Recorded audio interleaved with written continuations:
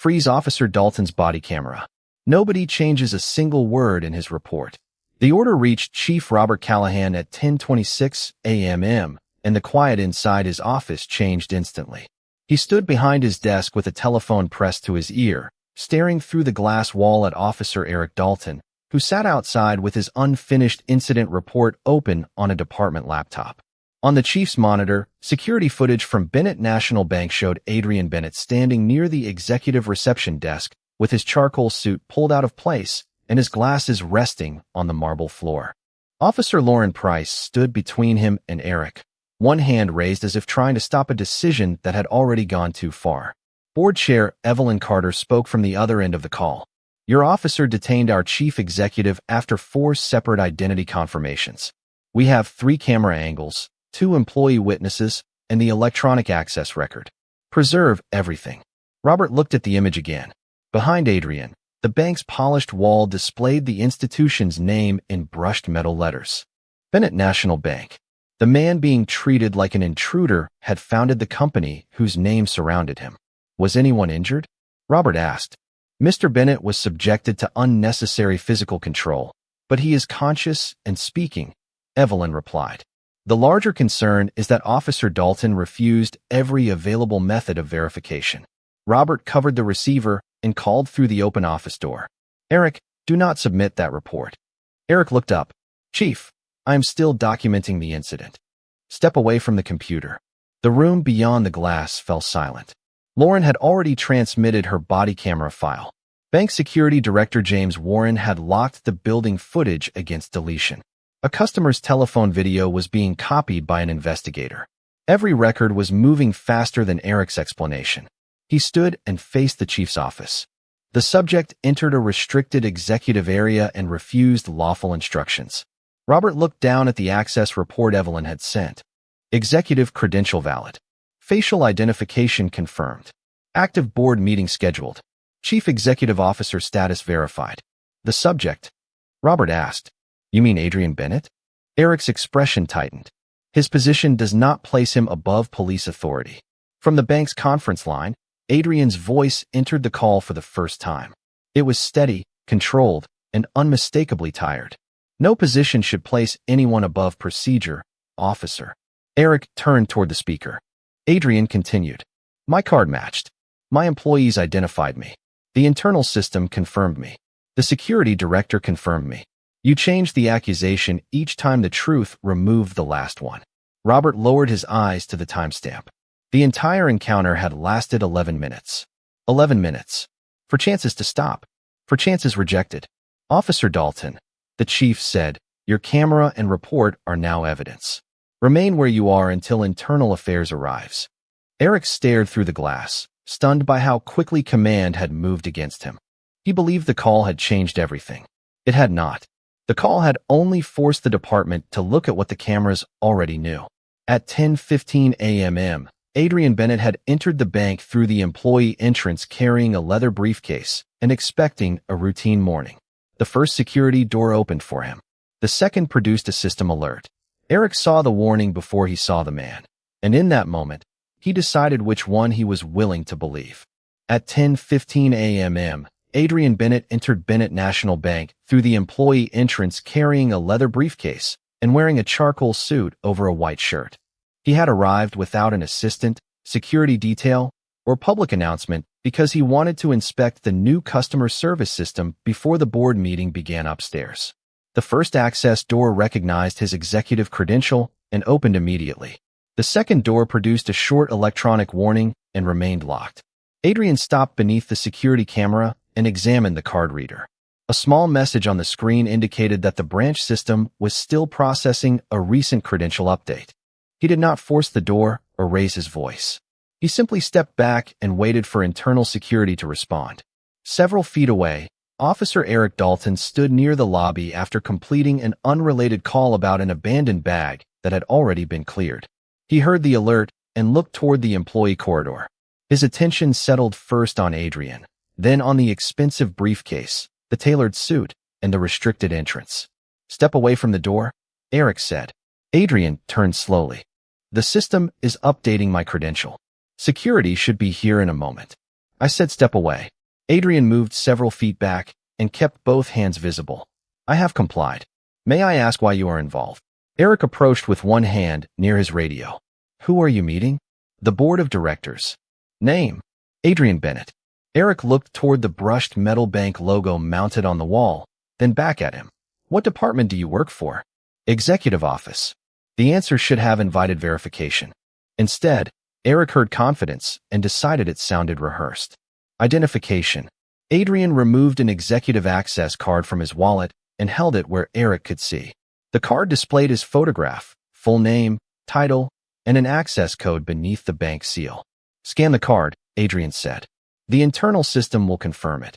Eric took the credential but did not place it against the reader. He examined the photograph, then Adrian's face. They matched. Where did you get this? The bank issued it. That is not what I asked. Adrian's expression remained controlled. I am the chief executive officer of this institution. Eric gave a brief, skeptical laugh. You expect me to believe you run this bank? The question traveled farther than Eric intended. Two employees near the reception desk looked up. A customer waiting beside the marble columns turned toward them. Adrian glanced at the wall where his official portrait hung among the bank's leadership photographs. You do not have to believe me, he said. You only have to verify the credential. At 10:17 a.m., Maya Collins entered the corridor from the executive elevators. She saw Adrian, the disabled door, and Eric holding the access card. Officer, that is Adrian Bennett, she said. He is our chief executive. Eric turned toward her. Stay back. Maya stopped, startled by the command. I am the chief operating officer. I can confirm his identity. You can explain why he triggered an alarm after I secure the area. Adrian looked at Eric. The alert was caused by a system update. She has now confirmed who I am. Eric looked from Maya to the portrait on the wall, then down at the matching card in his hand. Three facts already pointed in the same direction. He chose suspicion because accepting the answer would require admitting that the encounter should end. Anyone can claim to know someone, he said. Maya stared at him. His name is on the building. Eric slipped the card into his pocket instead of scanning it. The first opportunity to verify had been placed directly in his hand. He carried it away and used. At 10:19 a.m., Maya Collins moved closer to the employee corridor and pointed toward the leadership wall behind the reception desk. Adrian Bennett's official portrait hung beneath the bank's brushed metal logo, his name printed directly below it. Officer Eric Dalton followed her gesture, studied the photograph, then looked back at Adrian. The face matched. The suit was different, the expression more formal, but there was no reasonable doubt that the man standing before him was the same man in the frame. That picture proves someone with his name works here, Eric said. It does not prove this man is him. Maya stared at him. I work with him every day. Then step away and let me handle this. Adrian remained where Eric had ordered him to stand, his hands visible and his leather briefcase resting near his shoes. Officer, you have my executive card, a senior employee identifying me, and my photograph on the wall. Scan the credential. Eric did not move toward the reader. Instead, he spoke into his radio and requested another officer for assistance with a possible unauthorized entry. The description he gave sounded more serious than the scene in front of him. Adult male. Restricted access alert. Questionable credentials. Refusing to leave. Adrian listened carefully. I did not refuse to leave, he said. You told me to step back, and I did. Eric looked at him. You are interrupting my report. I am correcting it while the camera is recording. At that moment, Officer Lauren Price entered through the main lobby and approached the corridor. She took in the scene quickly. Adrian standing calmly, Maya visibly frustrated, Eric holding an executive card he had not scanned, and several employees watching from a distance. What do we have? Lauren asked. Eric handed her the card. Possible impersonation and attempted access to a restricted area. Lauren examined the photograph and title. Chief Executive Officer. That is the claim. Maya answered before Eric could continue. It is not a claim. He founded the bank. Lauren looked toward the portrait, then at Adrian. Sir, may I verify this card? Please do. She tapped the credential against the security reader beside the locked door. The screen flashed amber, processed for 2 seconds, then turned green. Executive access authorized. Chief Executive Officer. Active board session. Security clearance valid. The door released with a quiet click. Lauren looked at Eric. The system confirms him. Eric stared at the green display. The card matched. The employee matched. The portrait matched. The access system matched. For one brief second, the encounter had a clear ending available to everyone. Eric refused it. The card may be valid, he said, but he still failed to follow instructions during an active security alert. Adrian's eyes narrowed slightly. Which instruction did I refuse? Eric glanced toward the body camera on his chest. You questioned my authority instead of complying. I complied with every direction. Asking for the reason is not refusal. Lauren held the card toward Eric. There is no unauthorized access. The alert came from a system update. Maya added. The security department can confirm that in seconds. Eric took the card back and placed it beside his radio. Nobody moves until I finish determining what happened. Adrian looked at the open executive door, then at the officer blocking it. What happened is already documented. The system delayed recognition. You are choosing to delay it further. Customers had begun turning from the teller lines. Employees near the elevators had stopped speaking. The private error at the doorway was becoming a public display because Eric would not accept an answer delivered by the people, the portrait, the card, and the machine. At 10:21 a.m., Lauren's device displayed a second confirmation from the bank's internal directory. Adrian Bennett, founder, chief executive officer. Meeting in progress. She showed it to Eric. He barely looked. The identity issue may be resolved, he said. Now I am investigating his conduct. The accusation had changed because the evidence had not.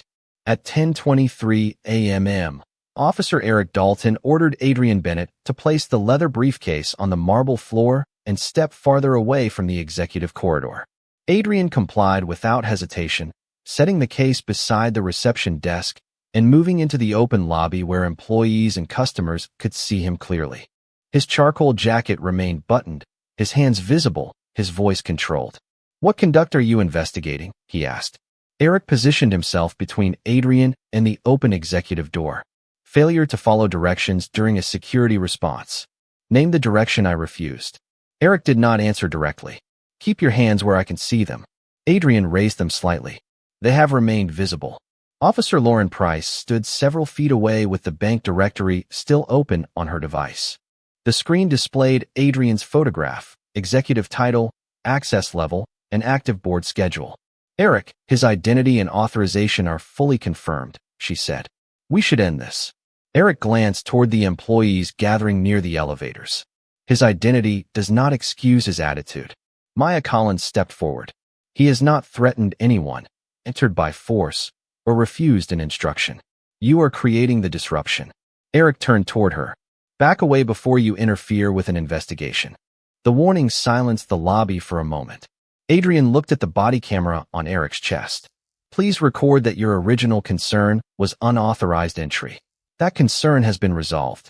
You are now extending this because I asked what lawfully remains. Eric moved closer and directed Adrian to turn toward the reception counter. Adrian followed the instruction, but the unnecessary control shifted his jacket and knocked his glasses from his face. They landed on the polished floor beneath the bank logo. No one moved. The sound was small, almost delicate, yet it carried across the lobby with more force than a raised voice. Helen Brooks, an older customer waiting near the teller line, lifted her telephone and began recording. Maya's expression changed from frustration to alarm. Lauren stepped closer. Eric, stop. He is compliant. Adrian remained facing the counter. Without his glasses, the room blurred at the edges, but his voice stayed precise. You are not securing the bank. You are refusing to believe its employees. Eric reached for Adrian's wrist to position his hands behind him. Adrian did not resist. Am I under arrest? You are being detained. For what offense? Interference and failure to comply. Lauren looked directly at Eric's camera. For the record, I did not observe any failure to comply. Eric released Adrian's wrist, but kept him facing the counter. You arrived after the situation began. I arrived before the card was scanned, and every system has confirmed him since. At 10:24 a.m., a wall-mounted security monitor near the reception desk activated. Security Director James Warren appeared on the screen from the building's control center. Officer Dalton, I have reviewed the access logs and live footage, he said. Mr. Bennett's credential is valid. The alert came from an incomplete synchronization after this morning's system update.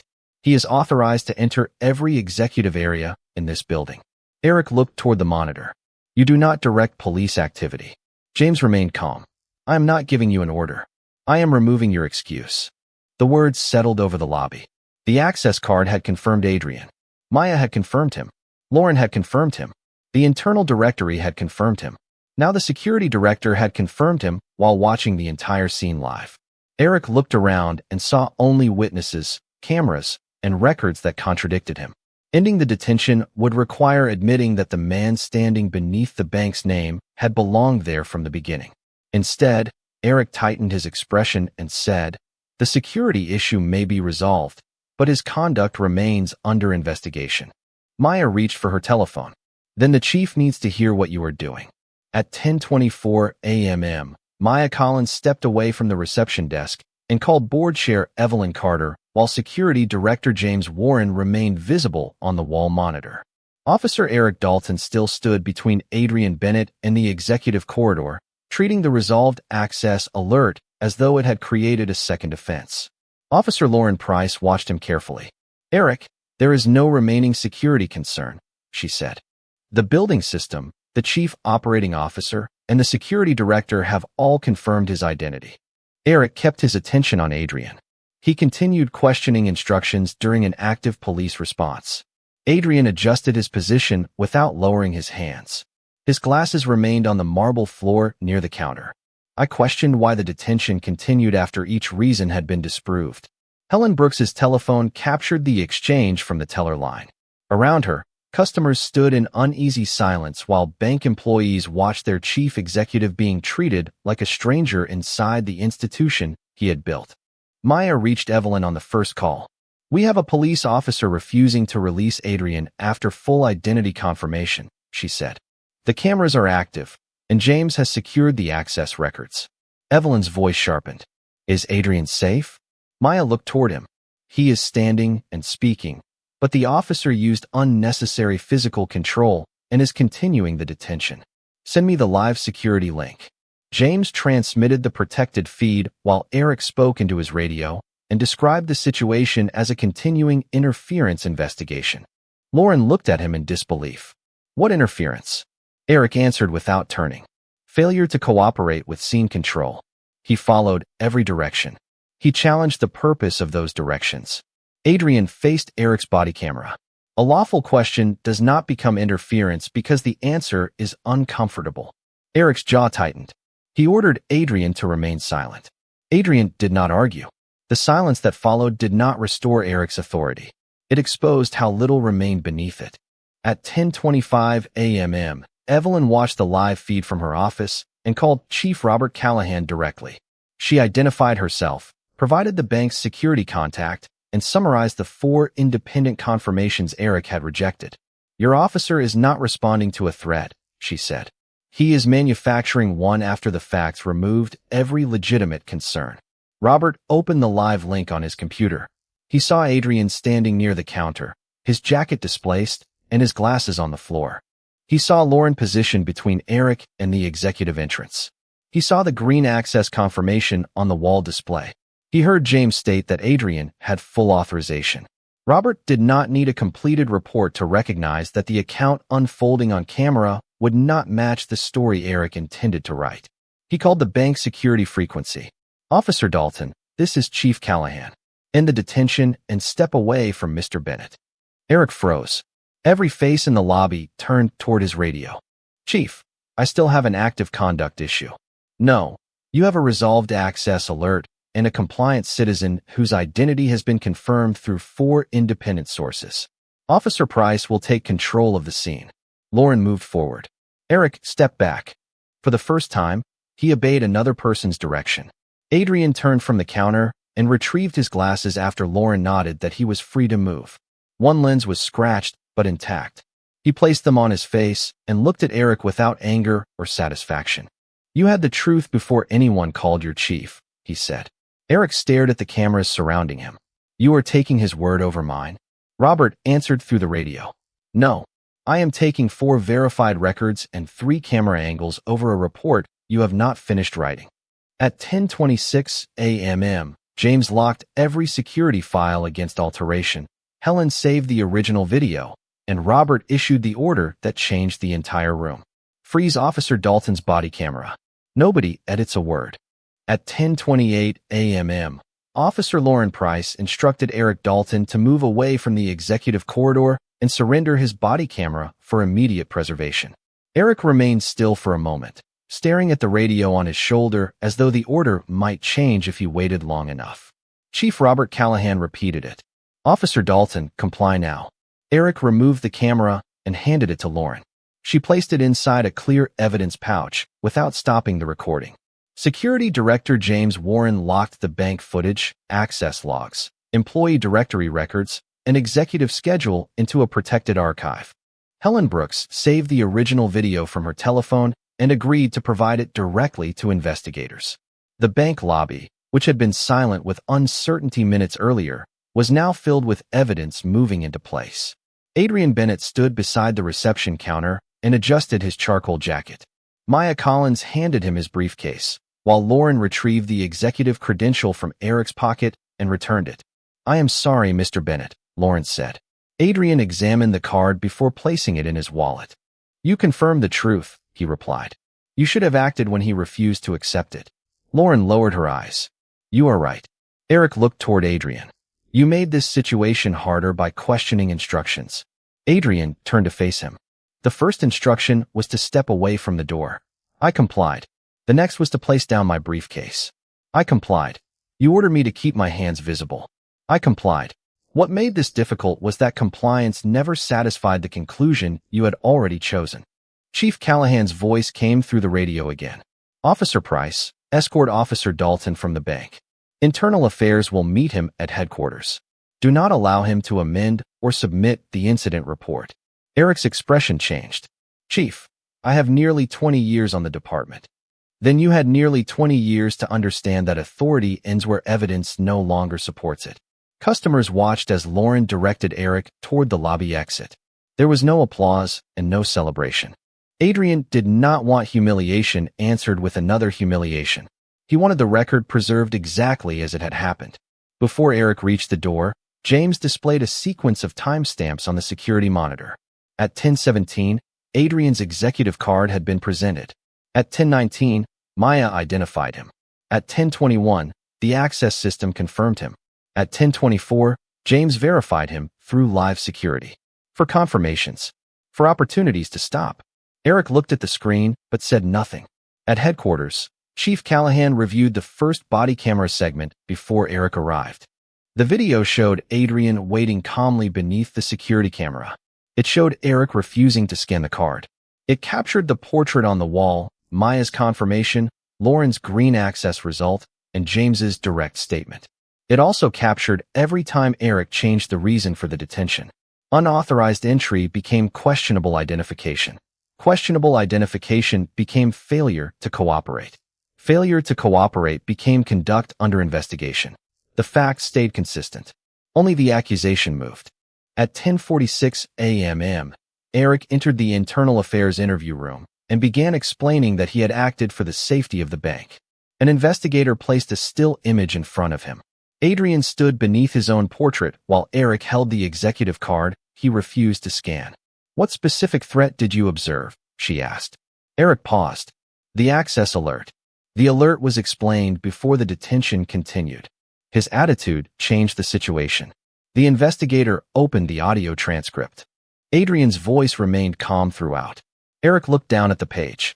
The call to the chief had not ended his career. It had only protected the evidence that would decide whether the career deserved to continue. At 11:12 a.m., Adrian Bennett entered a private conference room on the bank's executive floor while Maya Collins, James Warren, and board chair Evelyn Carter reviewed the preserved recordings. His scratched glasses rested beside a glass of water, and his charcoal jacket remained slightly creased from the encounter below. Evelyn looked at him carefully. We can postpone the board meeting. Adrian shook his head. No, the meeting should begin on time. Maya stared at him. After what just happened? Especially after what just happened. James opened the security archive on a wall display. For camera angles showed the same 11 minutes from different positions. The employee entrance recorded Adrian waiting calmly after the credential alert. The lobby camera captured Eric Dalton refusing to scan the card. The reception camera showed Maya identifying Adrian and Lauren Price, confirming the executive access record. Helen Brooks's telephone video preserved the moment Eric shifted Adrian toward the counter after every identity question had already been resolved. Adrian watched without speaking. He did not study his own expression. He watched the employees in the background. Some looked frightened. Others looked uncertain. One young teller had lowered her eyes when Eric ordered Maya to step back. They believed the uniform before they believed the records, Adrian said. Evelyn answered quietly. Some of them were afraid to challenge him. Fear explains silence, Adrian replied. It does not make silence harmless. At police headquarters, Internal Affairs investigator Dana Mitchell placed the first draft of Eric's report beside the body camera transcript. The draft stated that Adrian had attempted to enter a secured area using questionable credentials, refused repeated commands, and created an escalating safety concern. The transcript showed something different. Adrian stepped back when ordered. He placed down the briefcase. He kept his hands visible. He requested verification. He asked which instruction he had refused. Lauren's recording showed no threatening movement, no attempt to enter after the alert, and no reason to continue once the access system turned green. Dana looked across the interview table. Why did you write that he refused repeated commands? Eric leaned back. His tone was confrontational. Which words were confrontational? Eric looked at the transcript. He challenged my authority. He asked for the reason the detention continued. That is not his decision. Ending it was yours. Dana turned another page. Why did you describe the executive card as questionable after Officer Price scanned it successfully? Eric hesitated. The card did not explain his behavior. His behavior was compliance. Eric's voice tightened. You were not there. Dana pointed toward the body camera monitor. That is why the recording matters. At 11:40 a.m., Lauren entered a separate interview room and gave her statement. She admitted that she had recognized the detention was unsupported before the chief intervened. I kept trying to persuade Eric instead of taking control, she said. I thought another confirmation would stop him. Dana asked, when did you realize no confirmation would be enough? Lauren looked down. When the security director verified Mr. Bennett live and Eric changed the accusation again. Why did you not act then? Because he had more years on the job, and I was afraid of being accused of undermining him. And what did that fear cost? Lauren answered after a long silence. It cost Mr. Bennett his dignity in front of his own employees. Back at the bank, Adrian began the board meeting at noon. He did not open with revenue, expansion, or quarterly projections. He placed the access card on the table and said, this card worked before the officer believed it. Our employees spoke before he accepted them. The cameras saw the truth before anyone with power chose to act. We are not going to treat this as one bad decision inside one lobby. Evelyn nodded. What do you propose? Adrian looked around the table. An independent review, a formal complaint, emergency verification protocols, and protection for employees who challenge misconduct in real time. Maya asked, and Officer Dalton? Adrian picked up the scratch glasses. His future should be decided by the evidence, not by my anger. That afternoon, Internal Affairs discovered that the evidence did not stop at the bank doors. By late afternoon, Internal Affairs had opened Eric Dalton's prior complaints and found a pattern hidden beneath routine language. 3 incidents involved black professionals entering places where Eric decided they did not belong. A physician had been questioned in a hospital parking garage after using an employee entrance. A property manager had been detained inside an apartment building he supervised. A technology consultant had been removed from a corporate lobby even after a client confirmed the appointment. None of the encounters produced charges. Each report described the individual as defensive, unusually confident, or reluctant to cooperate. Each complaint had been closed without a complete comparison between the written account and the body camera footage. Dana Mitchell reviewed the recordings one by one. The locations changed. The clothing changed. The questions did not. Do you work here? Who gave you access? Why are you acting nervous? Why are you questioning me? In every case, valid information arrived early. In every case, Eric extended the encounter after the original concern disappeared. Chief Robert Callahan stood behind Dana as the final recording ended. How did these get closed? He asked. Dana opened the supervisory notes. The reviews focused on whether Eric could begin the contact. Nobody examined why he continued after verification. Robert looked through the office window, toward the hallway where Eric waited with his attorney. Then we failed before today. Dana nodded. Today only gave us better cameras and a man whose institution preserved everything immediately. At Bennett National Bank, Adrian Bennett met with independent counsel and employee representatives. He insisted that the response address more than his own experience. The bank created a rapid verification system linking executive credentials, security control, and designated law enforcement contacts. Employees received authority to request a supervisor whenever an outside officer ignored confirmed access records. Security alerts would distinguish between a technical credential delay and an actual unauthorized entry.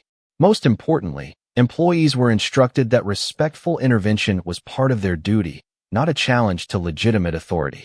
Maya Collins asked whether the bank should release the video publicly.